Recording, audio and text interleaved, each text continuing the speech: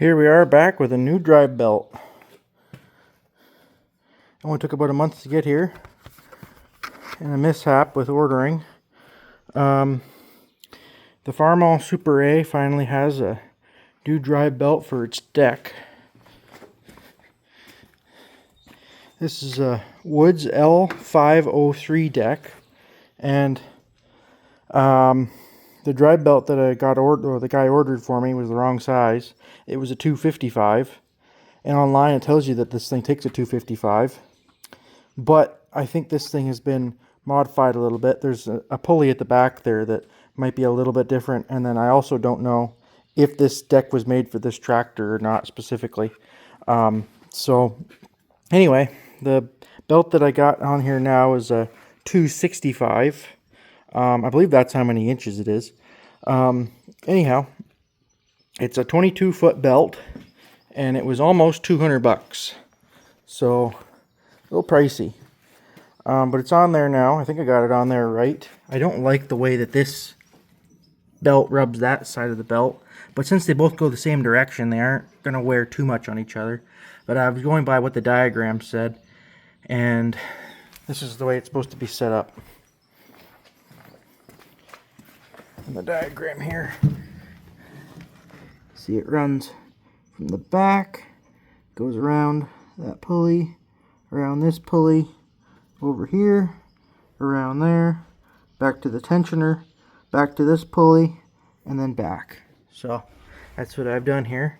Comes from the back, around this pulley, around that pulley, over there, back across here, around that one, to the tensioner, around it, back under this pulley, and back to those two pulleys, and then back to the drive pulley.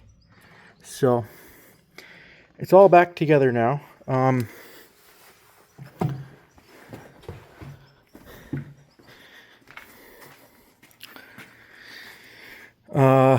So this is the way that it's mounted back here. It's got two bolts on either side, and it's got height adjustment here, so you can set it up to the right height that you like.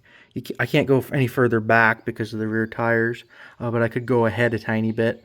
And then if I got an even bigger belt, I could go ahead a lot more. But anyway, it's got a roller on the back and then two casters on the front. I'm able to raise and lower it with the live hydraulics, which is kind of nice. And it does have a guard for the pulleys and belt. I have to get that fitted on it. It looks like some of the pieces that, or the angle iron that was supposed to hold it on, is broken off, so I'll have to figure out how to do that. This thing, it cuts pretty good. Cuts kind of like a finishing mower. It gets the grass pretty short. You can adjust the height with the front casters here. It's got a few different holes there for adjusting the caster height on both sides, so that's kind of nice. You can get it set to the right height you like. It's got 3 blades. I sharpened one of them. The other 2 are really stuck on there, so I mean, I tried to get them sharp as I could with just while they were still on there, but you know, it is what it is. Even with the impact gun, they still didn't want to come off, so I don't know. Try maybe next year or something, or sometime when I have more time to work on it, maybe in the winter.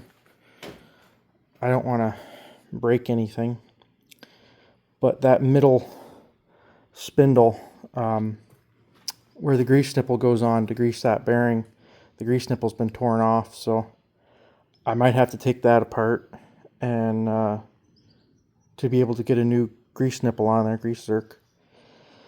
It's because the grease in these bearings is pretty important when you're running them at high speed to mow grass. I also realized that after a couple months here of the carburetor rebuild here that I did, which is the cereal box gasket, it's still working. It did spit out a little bit of gas there at the start. I haven't started this thing in almost a month, so yeah, I don't know what it was. Maybe it was just some moisture in it or something. I don't know. We'll see. I'll put some gas in it and see if it'll cut some grass.